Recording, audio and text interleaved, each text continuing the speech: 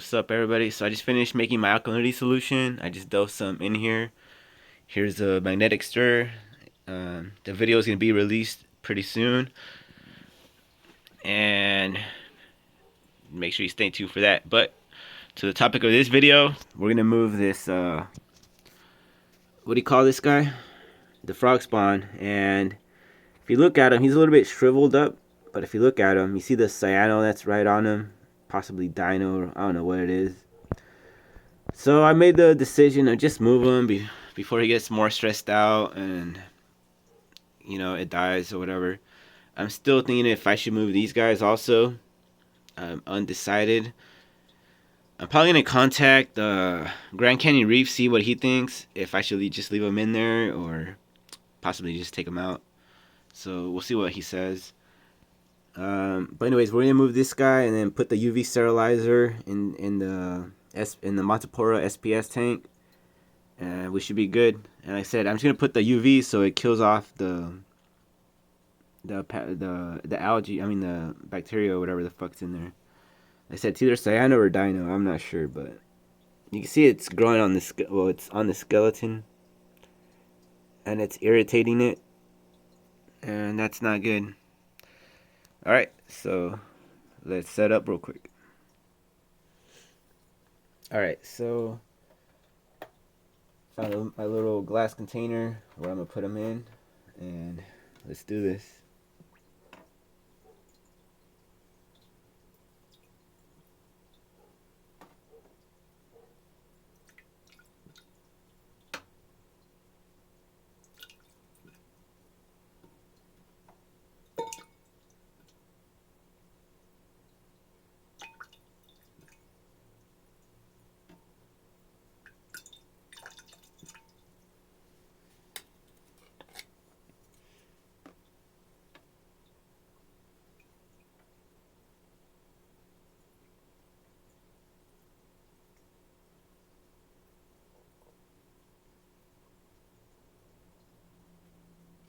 And like I said, this guy is pretty healthy still, but I'm just gonna move him before, he goes unhealthy and you start seeing exposed skeleton and all that, and then they start going in a not so good direction.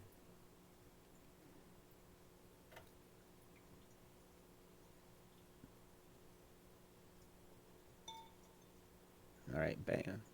All right, so we got him in. Finally got no corals in the sand bed.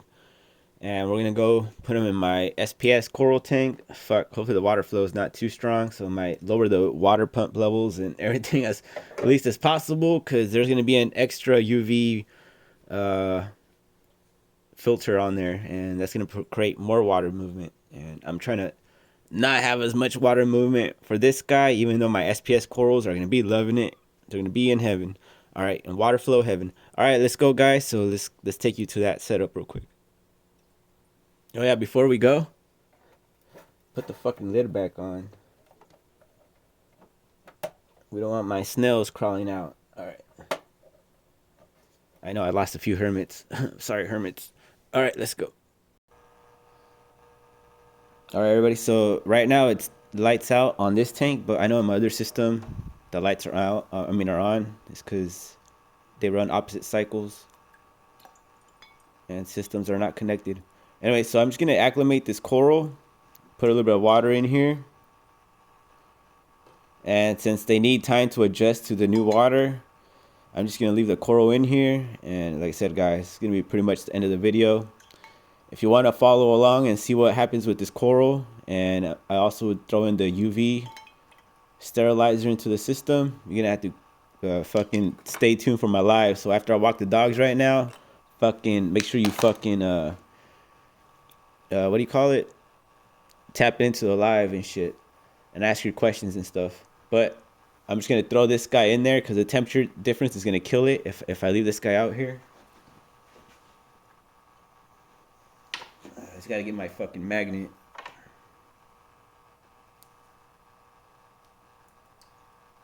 Let me go rinse this magnet real quick. All right, so I just finished rinsing the magnet. Throw the coral in there.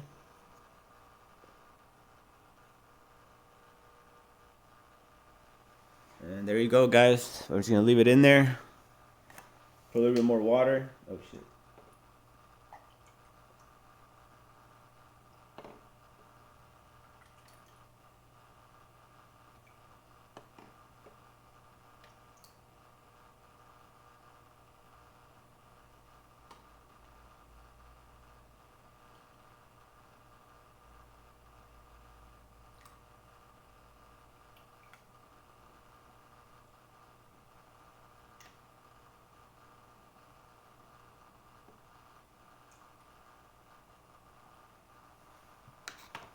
All right, bam, and we're done, guys. All right, so make sure you join me on today's live, and as I introduce that to the system, and I'll show you guys what to do when you have high water flow within a not so ideal coral that requires medium to, well, they kind of prefer a medium to a lower gentle current, and I'll show you guys what's up. So make sure you fucking tap in and all that shit. All right, subscribe, like this shit, share it to your mama, your daddy, your bald headed granny, and all that shit. All right, guys, see ya.